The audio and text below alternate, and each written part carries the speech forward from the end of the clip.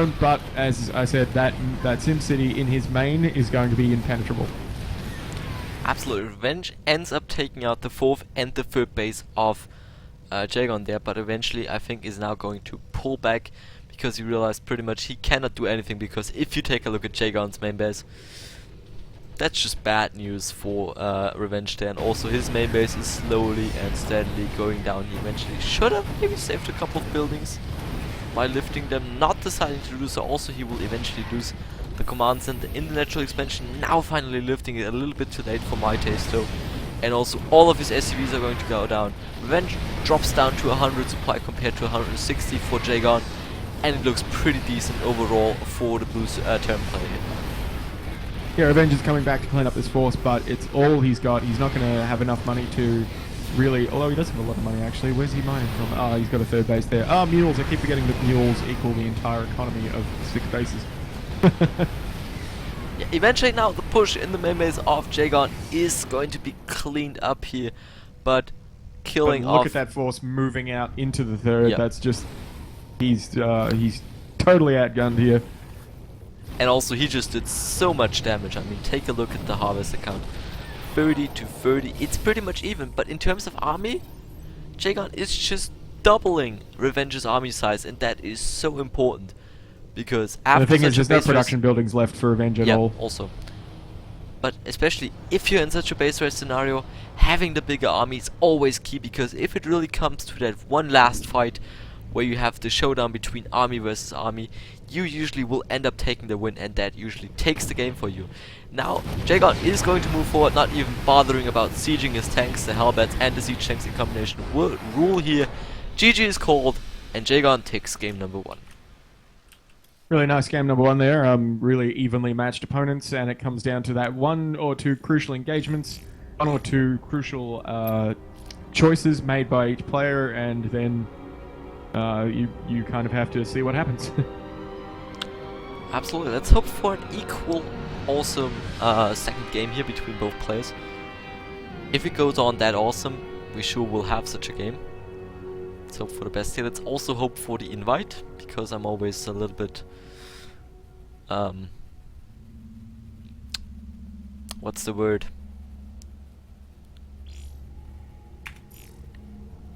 Para... something with para? Never mind, just my English is bad. Paranoia? Paranoid? Paranoid. I think that's the right word in this case. Where you're worried about stuff? I'm worried, yeah, I'm worried about not getting an invite. That's probably the better way to phrase it.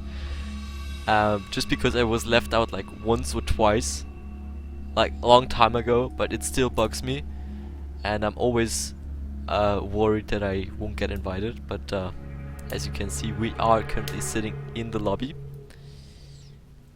and let's hope that also Revenge joins us any moment here, because having a second player in the lobby is definitely important. Yeah, he was in and then he quit for some reason, so maybe fixing his computer or something. Sure. Yeah, maybe. I think he just said, well, I think that Jagon guy is pretty good. I see no point in playing anymore. No, I'm just kidding. Maybe he's just gonna look through the replay here, or maybe he had a blue screen. Could also be very well true, if you are saying that he already was in the lobby. So let's hope that he shows up any moment. I thought so. Could be wrong though. Okay. Well, I'd say while we're waiting on for Revenge to join that lobby here, let's put on some more music, and I hope you guys stay tuned, because the next game is at most 2 minutes away. Stay tuned.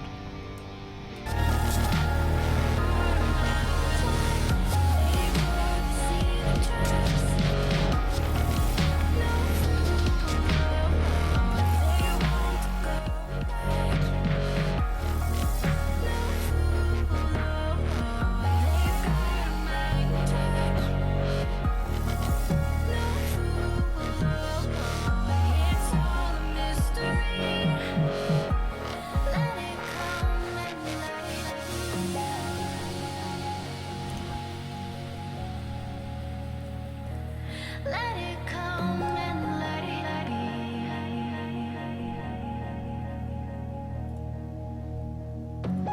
Let it come and let it be.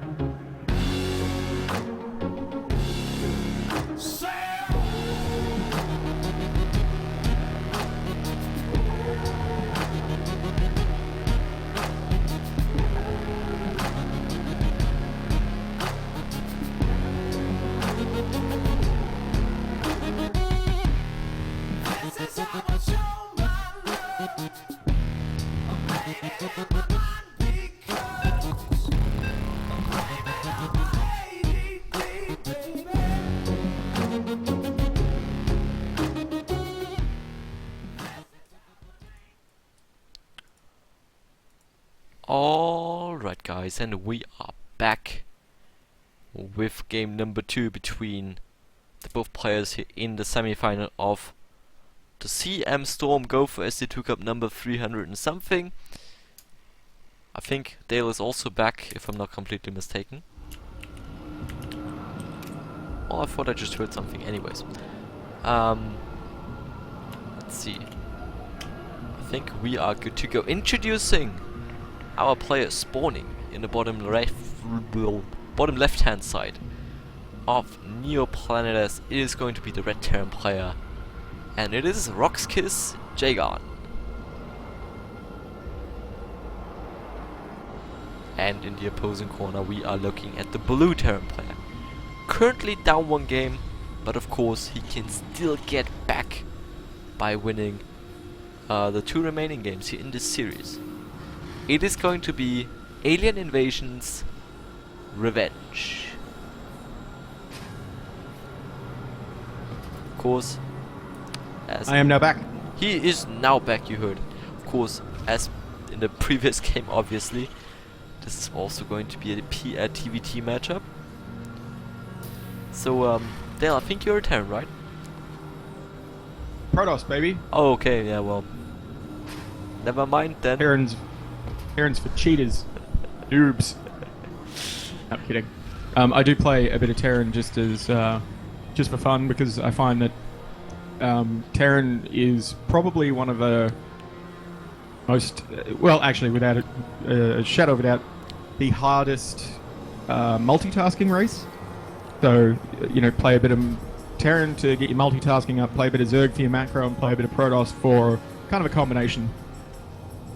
Yeah, absolutely. Anyway, introductions done yet? I have already introduced our players, and to get back to your point there, playing Terran, especially on a really high level, like top Korean level, is extremely hard, and that's why you have so few Terrans in the higher leagues, especially foreigner Terrans. If you take a look at WCS EU, there was like 1 Terran in the round of 8, and there was a Korean, a top tier Korean. Meaning that for foreign Terrans, it is usually kinda hard to get into those top tier places of tournaments. Yeah, I guess never really thought about it. I kind of tend to think that Terran actually show better in most tournaments in Heart of the Swarm than pretty much anybody. Though Europe at the moment seems to be Protoss heavy. I think that's more of a cultural thing than anything else. Whereas, for instance, Korea is basically always Korean, always Terran. There you have it. Yeah, Korea yeah. is always Koreans, guys. They are always Koreans. Actually, they're not, are they? They've got Aces Scarlet and a few others in there. Huck Naniwa's over there Yeah. currently training. Of And I've course, got to but- say, no, you could see it in Naniwa and Snoot's training. They're both over there at the moment, and Yep. boy, is it paying off. It definitely is. I mean, training with the best always pays off. But to get back to the game, once again, we see pretty similar styles, but not really absolute similar styles. Because if we actually take a close-up look, we see both players are surely going for a starport with a tackler, maybe even Banshee, as Revenge is already doing. But the one difference is that Jagon also adds a reactor here to maybe get a couple of additional marines, which of course could help defending the opponent's Banshee. Yeah, I definitely prefer Jagon's build here. Marines are such a versatile unit. Getting a reactor up really quickly is just so safe. You can basically defend almost any early aggression with a bit of good micro, a couple of bunkers. You know, you can really do a lot with it. We do see the command center coming down for Jagon, so he's not going too ridiculously aggressive, and I assume we'll see a command center come down after the Banshee pops for Revenge. Absolutely. And once again, Jagon is going for that kind of quote-unquote different style here. Because he's once again going for the Raven to be able to deal with those Banshees, but of course, therefore delaying his own Banshee by quite some time. Also now going to go for the Viking. This of course gives him a lot of security, but he cannot kind of return the favor to Revenge. Yeah, this Banshee is going to get spotted by the supply depot, and the Marines are going to get up there in time. Just shut down too much damage, but Cloak comes online just in time, but it's wasted because there is a Raven, and there's nothing really the Banshee can do about it. Oh, damaging a couple of those Marines, getting them all to low health. I would probably be target firing if I were him. He could probably pick all these off, actually. That's going to be quite annoying for Dagon, who was using those for his main defense, and now that Banshee is going to go on defense. No, there's a Viking, so he's safe. Yeah, but of course the Banshee not really working out here for Revenge, not really getting any sorts of work kills. Of course, picking up those couple of Marines is nice, especially if you don't lose your Banshee as a trade for it. But it's not really throwing your opponent behind, because he still has the same amount of focus, he still has the same income, and basically those couple of Marines, no one really cares about them. That's true, but it always sucks to lose Yeah. units early game to for no return. Got a sneaky Widow Mine coming down here for Revenge. Probably going to try to get burrowed at the natural. The Vikings and the Raven going to spot it fairly quickly though, and an SCV at the front. Interesting. Wonder what he's all about. Maybe put down a bunker. Maybe just for scouting. It's definitely a very real place to put your SCV. Anyways, behind all of that, Revenge is going to also, of course, lift over his natural command center. Also going to go for a move out here, but the big difference is he is already getting his third command center behind all of that, which of course puts him, or will put him, in a nice economic lead, because Jagon is just now going to start his command center. And also, he's now going to tech into Banshees. I don't know if that's really the smartest of decisions to go for Banshees that late, but maybe it catches an odd choice, Revenge but off surprise. Revenge is moving out here now. He's got two tanks to one, but there is a Widow Mine and a Siege tank on the high ground. Though with a Raven and a Viking of his own, he's going to be able to spot that fairly quickly and pick them both off. It's going to be a very tight engagement. More reinforcements streaming across the map for Revenge. Another Siege tank is really going to help. He's going to siege up, possibly on the low ground, actually move up into this really nice position here where he can oversee the natural expansion, maybe pick off that bunker. There it goes, immediately scrapped. And the siege tank's going to have to unsiege and move down to join the rest of the forces and try to hold off this pressure from Revenge. Yeah, Revenge is in a pretty nice position here, but now with the Vikings of Jagon stepping forward, he has the air advantage, which of course is very, very important to be able to push back those siege tanks, because if you can fire Banshee shots at them, they will die off rather quickly. But also with the support of the Marines, Jagon, or Revenge is trying to push that back because he wants to hold on to his siege tanks. because so far